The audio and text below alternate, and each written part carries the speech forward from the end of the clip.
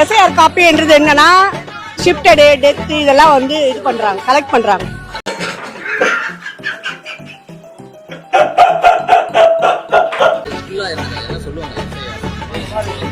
அது என்ன சொல்லுவாங்க, நம்ம ஷிஃப்டடு டெத்து. எனக்கே சிரிப்பா இருக்கு.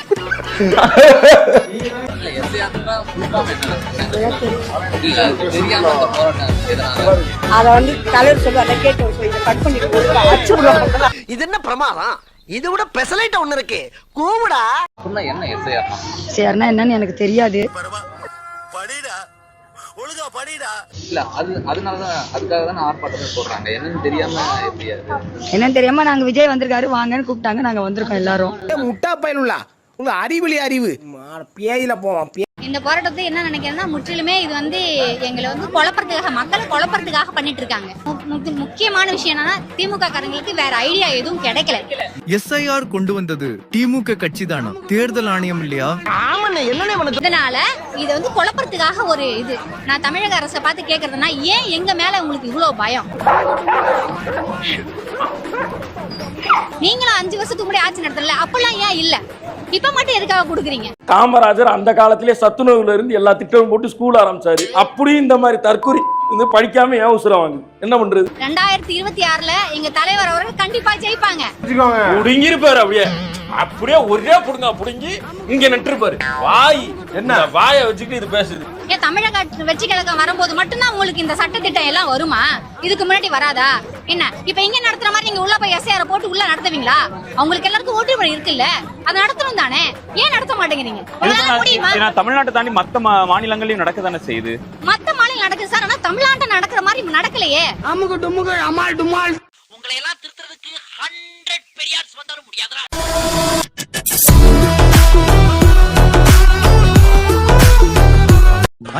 அங்க பாருங்க, ஒரு வேஸ்ட் பீஸ் வருது. அடி வாங்கறதுன்னு அளவெடுத்து செஞ்சாம இருக்கான். போய் புடுறா. வருவீங்கன்றதுக்காக வேலையெல்லாம் விட்டுட்டு வீட்டுக்குள்ளேயே உட்கார்ந்துட்டு இருக்கணுமா? அந்த ஜென்சி வாக்காளர்கள் தான் மிக முக்கியமான ஒரு ஃபோர்ஸ் அப்படின்றது எல்லாருக்குமே தெரிஞ்ச ஒரு விஷயம்.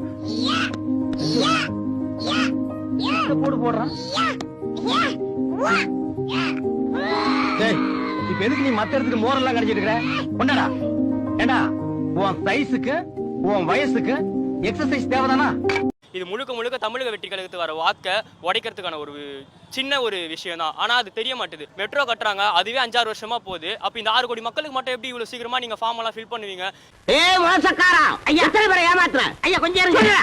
நீங்க கேட்ட கேள்வி கரெக்டான கேள்வி அண்ணே, நீங்க கணக்குல மாட்டிக்கிட்டீங்க. இது வந்து ஓட்டை உடைக்கிறதுக்கான ஒரு என்னென்னலாம் சதி திட்டம் தீட்ட முடியுமோ அதெல்லாமே தீட்டிட்டு தான் இருக்காங்க. அவனை சும்மா விடக்கூடாது சார். இனிமே தான் நீங்க ஜாக்கிரதையா இருக்கணும், இல்லன்னா அந்த தடினுங்க உங்களை மிதிச்சே கொண்டு வானுங்க. இன்னொரு விஷயம் பாத்தீங்கன்னா வந்து பிஎல்ஓ கூட ஆளுங்கட்சி ஆளுங்களும் வராங்க. பாரு, உடக்கா மாதிரி மூஞ்சி வச்சுட்டு கேள்வி கேட்கறான். இவனுக்கெல்லாம் நான் பதில் சொல்லணுமா? போடா. இது வந்து எப்படி வந்து நாங்க நம்பி வந்து கொடுக்கறது? இது எங்களோட வாக்கு வந்து கரெக்டா போய் சேருமா? இப்ப எங்களை பார்த்தீங்கன்னா தமிழக வெற்றி கழக தோழர்களுக்கு ஃபார்மா கூட கொடுக்க மாட்டாங்க. லீவ் போட்டு போட்டோ எல்லாம் எடுத்துட்டு சொன்னீங்க, கொஞ்சம் பாருங்கண்ணா. அப்பா வந்தா வந்துருச்சுன்னு சொல்ல போறோம், உனக்கு வரலப்பா. நீங்க கொஞ்சம் பாருங்கண்ணா. தம்பி இங்க என்னடா? நான் ஓட்டர் செடி வாங்கலாம்னு வந்தா இல்லன்றாங்கண்ணா. அப்பா எப்படி இருக்கு? புதுசா சில கம்ப்ளைண்ட்ஸ்லாம் வர ஆரம்பிக்குது. அது என்னன்னா முக்கியமா நம்மளுடைய டிவிகே தோழர்களுக்கு அந்த ஃபார்ம் கிடைக்க மாட்டேங்குது, கொடுக்க மாட்டேன்றாங்க அப்படின்ற சில கம்ப்ளைண்ட்ஸ். அண்ணா விஜயனா, என்னது தாவேகா தோழர்களுக்கு ஃபார்ம் வரலையா? எப்படின்னா வரும்? முதல்ல வாக்களிக்கணும்னா 18 வயது பூர்த்தி ஆயிருக்கணும். நம்ம தாவேகா தோழர்கள் எல்லாம் பால்வாடி போயிட்டு இருக்காங்க, பள்ளிக்கூடம் போயிட்டு இருக்காங்க. அவங்களுக்கு எல்லாம் ஒரு நாளும் இந்த ஃபார்ம் வராதுண்ணா. டெய்லி இந்த காலையில ஏன் கெட்ட வார்த்தை வருது, சாயந்தரம் ஏன் கெட்ட வார்த்தை வருதுன்னா நடுவுல உங்க ஸ்கூலுக்கு போயிடுறாங்க. நம்ம தாவேகா தோழர்கள் வந்து 18 வயசு பூர்த்தி அடைகிற வரைக்கும் வெயிட் பண்ணி பாருங்க, அதுக்கப்புறம் வேணா ஃபார்ம் வரும். இது யார் பண்றாங்க அப்படின்றது நான் தான் சொல்லி தெரிய வேணும்னு ஒன்றும் அவசியம் இல்லை உங்களுக்கு. பயப்படாத, பயப்படாதா. ஏன்டா தயங்குற? தைரியமா சொல்றான், சொல்லு. நீ தான் தைரியமான ஆளத்தை சொல்லு. இப்போ இருக்கிற ஆட்சியாளர்கள் அவங்களுக்கு கைப்பாவையா இருக்கக்கூடிய சில பேர் வந்து இதை செய்ய ஸ்டார்ட் பண்ணியிருக்கிறாங்க.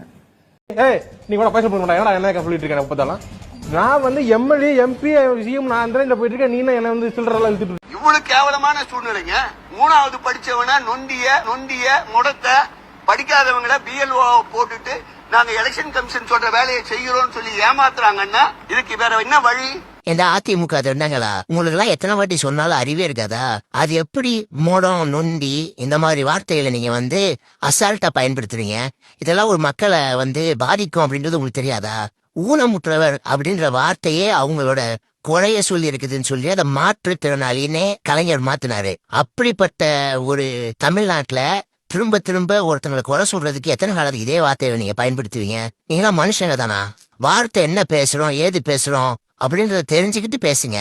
அதுக்கப்புறம் அரசியல் பண்ணலாம். ஐயா எடப்பாடி ஐயா, எனக்கு ஒன்னே ஒண்ணு புரியவே இல்ல. தமிழ்நாடே SIR எழுத்துட்டு இருக்கு.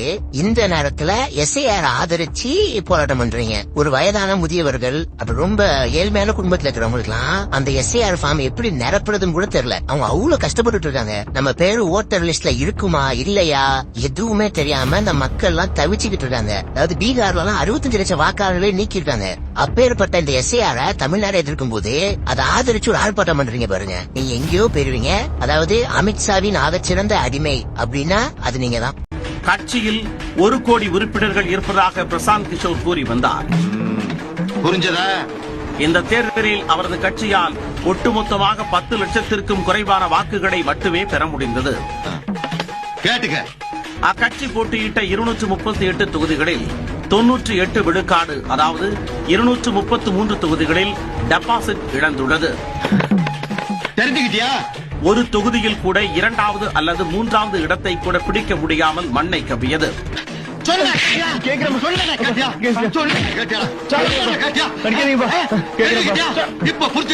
பிரசாந்த் கிஷோர் வசிக்கும் கர்ககர் சட்டப்பேரவை தொகுதியில் கூட அவரது கட்சி வெறும் 3 விழுக்காடு வாக்குகளை மட்டுமே பெற்று படு தோல்வியடைந்தது. நீ ஒரு டுபாக்கூரு, உன்னை நம்பாதேன்னு இவங்கிட்ட எத்தனை தடவை சொன்னேன். மெய்ய பணம் பொய்ய பண்ண மாத்தீங்களா? போடா.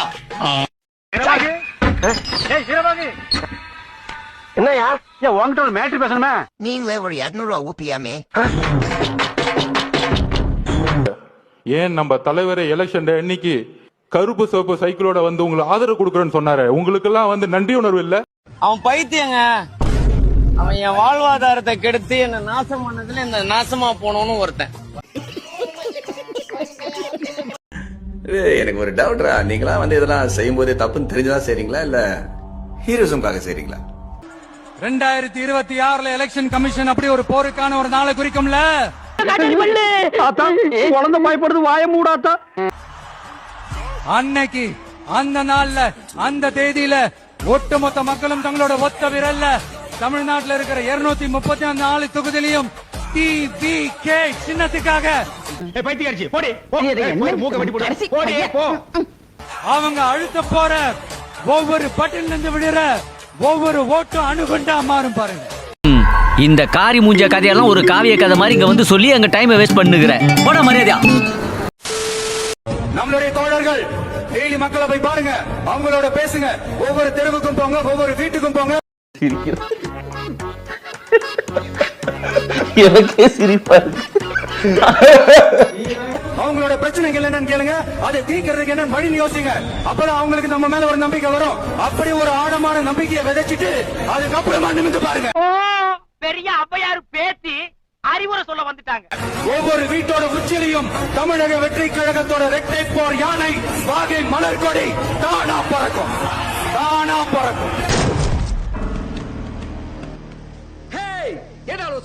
எப்படிப்பா இதெல்லாம் கேட்க முடியும்?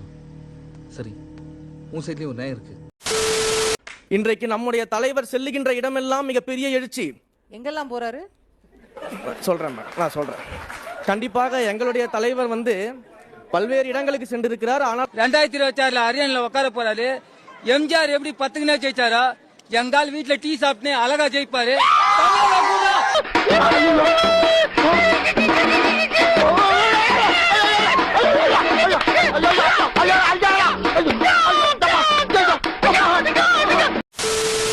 நம்ம ஆட்சிக்கு நம்ம என்ன செய்ய போறோம்? உங்களுக்கு என்ன கவலை? அது வாங்க போறாலும் கவலை.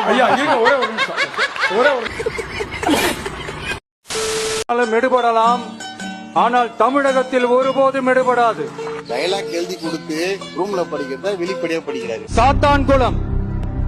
ஜபராஜ் பெனிக்ஸ் ஜபராஜ் மூதேவி அது ஜபராஜ் இல்ல ஜெயராஜ். கரெக்டா சொல்லு. மருமக மக எனக்கு அங்க தெரியும் என்ன சிஸ்டம்னு எனக்கு தெரியும். நான் அடிக்க முடியும். உன் டிஎன்ஏ எனக்கு தெரியும். என்ன தப்பு பண்ணுவீங்கன்னு எனக்கு தெரியும். எம்ஜிஆருக்கு அப்புறம் அந்த கட்சியை தெரிஞ்ச ஒரு ஆள் நான் தான். உங்க டிஎன்ஏ உங்க துரோகம் எல்லாம் எங்களுக்கு தெரியும். அப்ப அண்ணங்கிட்ட அப்பயே சொன்னானே இதெல்லாம் பண்ணுவாங்க, இந்த சூழ்ச்சிக்கெல்லாம் பண்ணுவாங்க சுப்ரீம் கோர்ட். நீங்க சொன்ன உடனே போயிடலாம். சொல்றது கேளுங்கடா. அந்த டீம்ல பேட்டிங் ரொம்ப ஸ்ட்ராங்கா இருக்காங்க மச்சான். நம்ம வின் பண்ணனும்னா டெக்னிக்கா தான் வின் பண்ண முடியும். இந்த மாதிரி ஒவ்வொருத்தருக்கும் ஒரு டெக்னிக் இருக்கு. ஓகேவா? அது ஈஸியா முடிச்சலாம்டா. எவ்வளவு பணம் வாங்குன? அவங்க டீம் ரகசியத்தை நம்மள்ட்ட சொல்ல எவ்வளவு பணம் வாங்குன? அதே எவ்வளவு சீரியஸா கேக்குற? அதே எவ்வளவு சீரியஸா கேக்குற? இவ்வளவு நாள் அவங்க டீம் ஆடிட்டு அவங்க டீம் ரகசியத்தை சொல்றானே துரோகம் இல்லையா?